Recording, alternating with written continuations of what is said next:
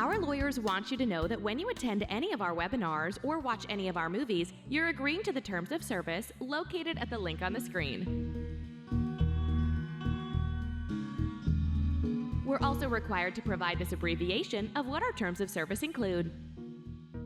The main point we need to get across is that regulations change on a regular basis, and we want you to know that what we present can sometimes be very time-dated information or our own interpretation of new guidance or regulations. The materials we present today are subject to change.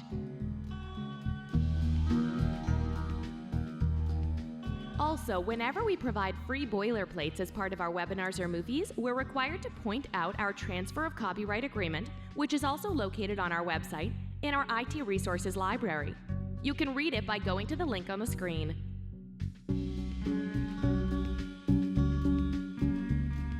Please also note, by attending an infotex webinar or by receiving any infotex movie, you may be added to our mailing list. We apologize if you'd rather not receive notice of other free education. You can always opt out at the link on the screen. Hi, I'm Adam Reynolds, and I'm the Lead Non-Technical Auditor here at Infotex. Thank you for joining us today for this movie, Incident Response Tests and What to Expect in 2021. Before we get into the details, I want to start at a high level and establish that what you really should be expecting. The overall goal from an incident response tabletop test is value. It should be putting everybody on the same page about the incident response process. And we want to plug into your organization as a partner when it comes to risk response. And if your management team isn't walking out of the incident response test feeling like it was worth their time, then you should talk to us about it, because we may not have achieved the value that you should be expecting from this process. And so why are you involved in something cyber like an incident response test in the first place? If you're an HR person, if you're an executive of the bank or credit union, if you're the marketing person, you may be thinking, this is cybersecurity and why am I involved in this? And what will answer that question then is talking about the process itself, and then we're going to dig into what your role is in that process. And so how about we get started with that? Why are you involved in an incident response test?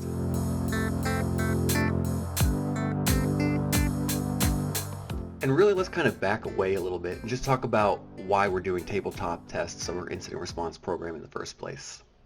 Starting with the fact that in 2015, the FFIEC released what we call the Cybersecurity Assessment Tool, or CAT, and you might recognize some of this iconography. Your information security officer has had to present this many times, but part of that guidance requires us to exercise our incident response plan. In 2016, the FFIEC updated their information security booklet, which suggests the use of FS-ISAC's CAPS tests, which are tests of your payment system, which you might have already participated in.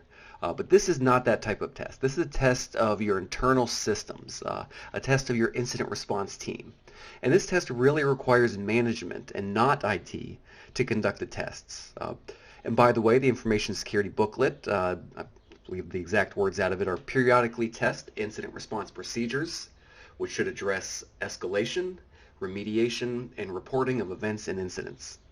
And if you're wondering about the frequency, we really read that as well as a lot of other auditors and examiners, unless there are some really extenuating circumstances, as that should be done annually. And so what I've established here is that, we're required by guidance to test the plan. But what I haven't established is, why do we need marketing, human resources, the executives and the people that really don't have much to do with cybersecurity testing involved in this process?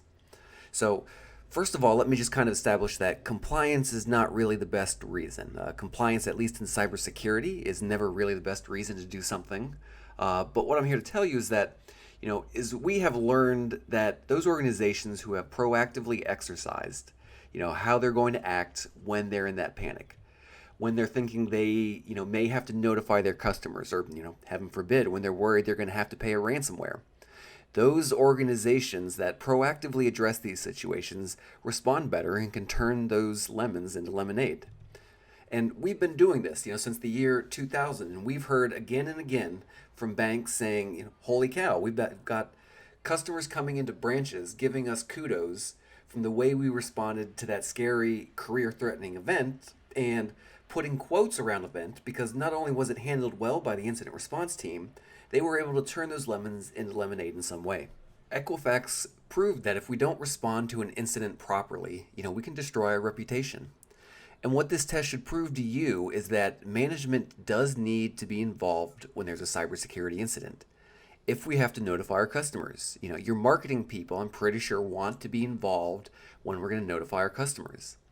And then meanwhile, if we're going to have to investigate our employees, if we're going to have to be talking to our employees about not following procedures or whatever, we're going to want human resources involved in that. And then finally, I think the executives are starting to realize, why their involvement is important. Because I'm pretty sure you're not going to approve a letter going out to all of your customers saying that, we just messed up.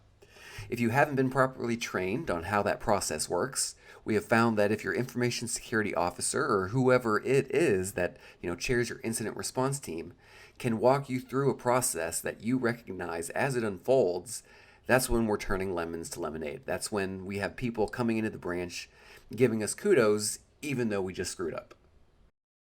And finally, what we're also seeing is that there's a lot of times when, even though customer information was involved, we do not have to notify our customers. And so what's great about the incident response test process that we walk you through is it gives you the confidence you need when you run across those incidents. Because you're saying, hey, when we tested this, we did not have to notify our customers. Then maybe we don't have to notify them, now in this situation. And so we'll exercise that type of scenario as well so that you fully understand when you do and do not have to notify your customers. So I hope I made a case as to why. So let's kind of, dive into the process itself now.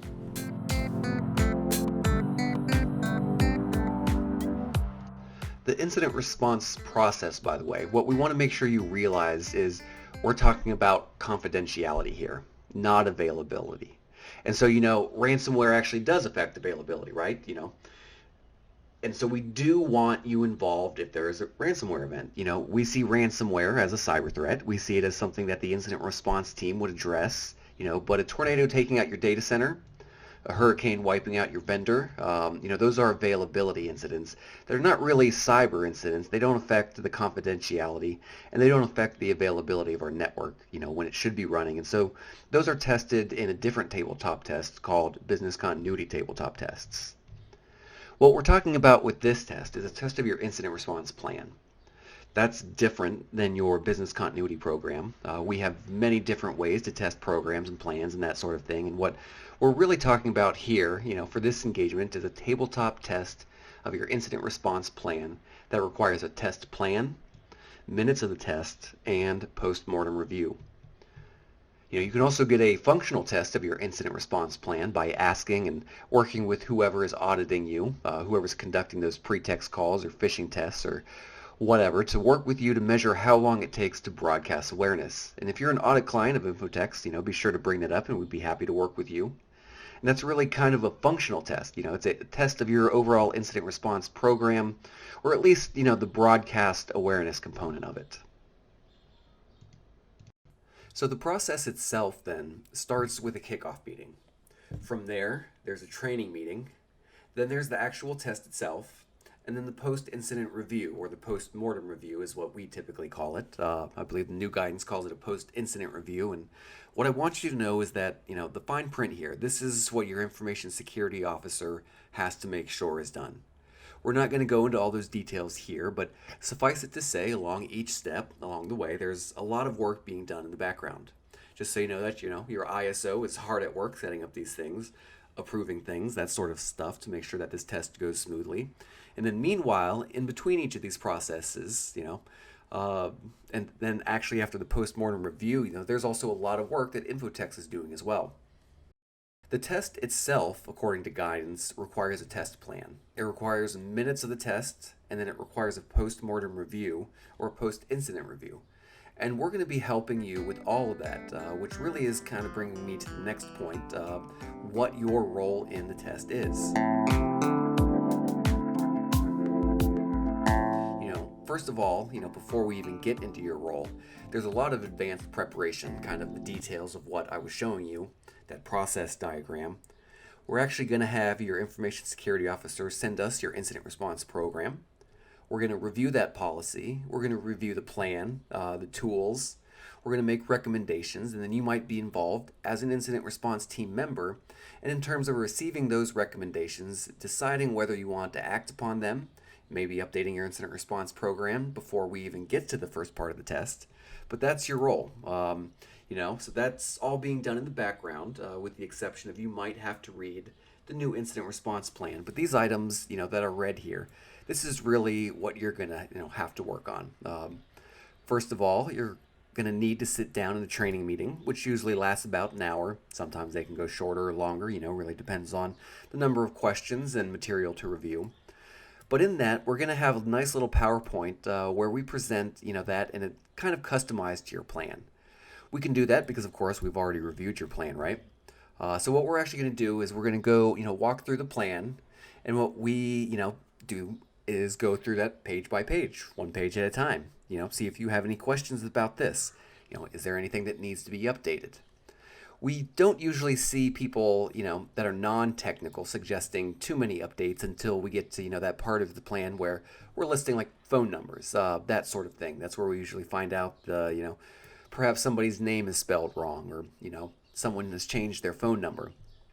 We want to make sure that, we get done before the test day, and then finally, when we're putting together a test plan that establishes what the test day is going to be comprised of, then the next part of your role is to actually sit in on that test and pretend you're like in the middle of an incident.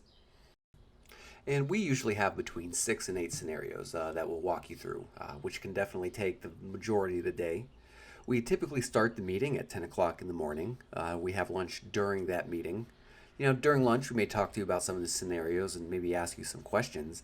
But after lunch, we're going to pick right up where we left off.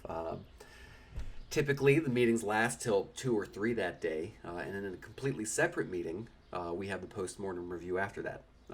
So by the way, the training meeting is on a different day than the test day, which is on a different day than the post-mortem review.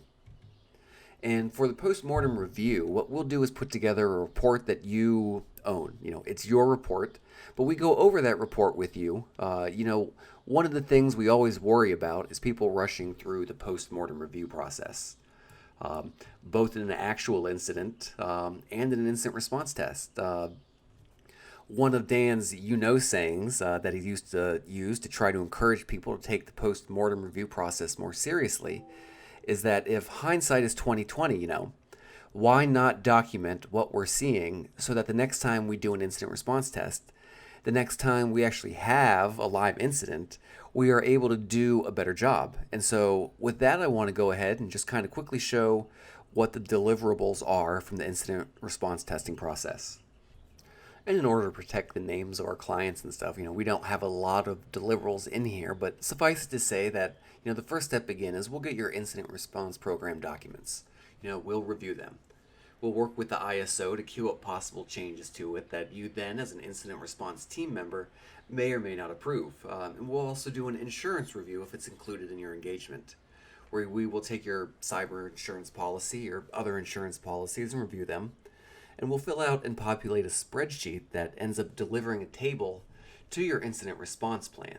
Usually it's an appendix in the back of your plan that will help you navigate, kind of the do's and don'ts and what is and what isn't included in your cybersecurity insurance. Of course, we already talked about the plan walkthrough meeting. That's normally in this. There will be a PowerPoint presentation. It's customized to you. And then, of course, there will be your incident response plan and then your incident response test plan. And we, walk through that in the training meeting. So then the test documentation then is just kind of a series of files. Of course, we're going to have to, have a test plan. We're going to have minutes to the test. But, we actually will have handouts that we'll give you during the test that queue up each of these scenarios. And then, that is actually a subset of this. We actually take those handouts and then we take minutes on each of those scenarios, and then finally there's a post-mortem review, and then most of our clients are actually, having us go in and present the results of the incident response test to the board of directors. It's not that expensive, and we do, it over the internet, so you don't have to pay us to get us down there or anything, but, suffice it to say, if we're doing that, it's really summarizing the post-mortem review for your board of directors. And so back to the presentation, just to kind of finish this out. I want to circle back around one more time to that post-mortem review, and try to help establish how important that is. Because if we have to invest the time anyway, why not get a return on the investment? Or more importantly, in a real live incident, what we're actually investing in is possibly some of our reputation. So if we're going to hurt our reputation a little bit, or allow it to be hurt or not protected as much as we would like to, let's learn from that process. So that brings me to the end of this presentation. If you'd like this information, please shoot us an email and we'd be happy to provide that. Similarly, of course. If you have any other questions about services we offer or anything else, please let us know and we'd be happy to get back to you. And with that, thank you for joining me and watching this movie from Infotex.